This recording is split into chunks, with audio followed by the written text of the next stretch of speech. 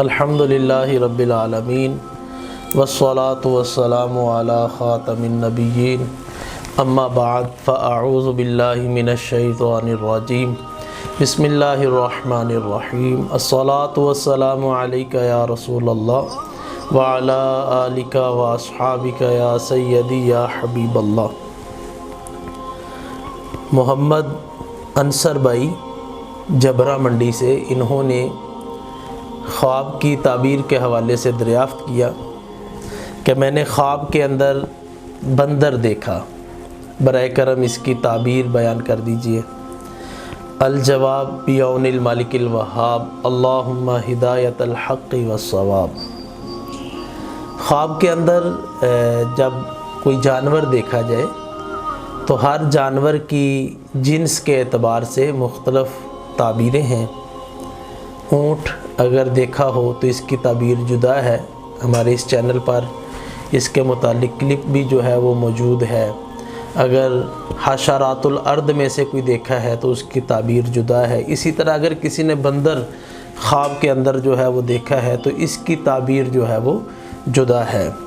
حضرت امام جعفر صادق رضی اللہ تعالیٰ عنہ فرماتے ہیں کہ اگر کسی نے خواب کے اندر بندر دیکھا تو یہ فریبی دشمن کی طرف اشارہ ہے، یعنی اس کا جو دشمن ہے اس کے ساتھ مکر کرے گا، فریب کرے گا، اس کو جو ہے وہ دھوکہ دہی کے ساتھ جو ہے وہ نقصان پہنچائے گا۔ تو یہ مکر و فریب والے دشمن کی طرف جو ہے وہ اشارہ ہے۔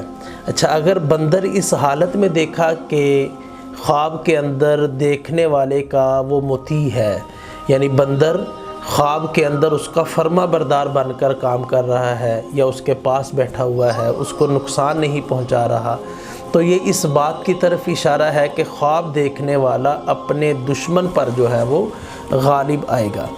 حضرت ابراہیم کرمانی رحمۃ اللہ تعالیٰ علیہ یہ بھی فرماتے ہیں کہ اگر کسی نے خواب کے اندر بندر دیکھا اور وہ بندر کا گوشت بنا رہا ہے تو یہ غم میں پڑنے کی طرف جو ہے وہ اشارہ ہے۔ یعنی مختلف حالتوں میں مختلف اس کی جو ہے وہ تعبیریں ہیں۔ مطلقاً جو اس کی تعبیر ہے وہ یہی ہے کہ اگر بندر دیکھا اور اس کا مطیع و فرما بردار نہیں ہے تو پھر فریبی دشمن کی طرف اشارہ ہے۔ اگر بندر خواب کے اندر مطیع و فرما بردار ہے تو پھر یہ دشمن پر غالب آنے کی طرف اشارہ ہے، اور اگر گوشت جو ہے وہ بنا رہا ہے تو پھر یہ رنج اور غم کے اندر پڑنے کی طرف جو ہے وہ اشارہ ہے۔ اللہ پاک ہر مسلمان کو محفوظ رکھے، ہر مسلمان پر اپنی رحمت کی نظر فرمائے اور حاجات کو پورا فرمائے۔ دشمنوں کے شر سے، شریروں کے شر سے اللہ پاک ہر ایک کو محفوظ فرمائے۔ وما علیہ الا البلاغ المبین۔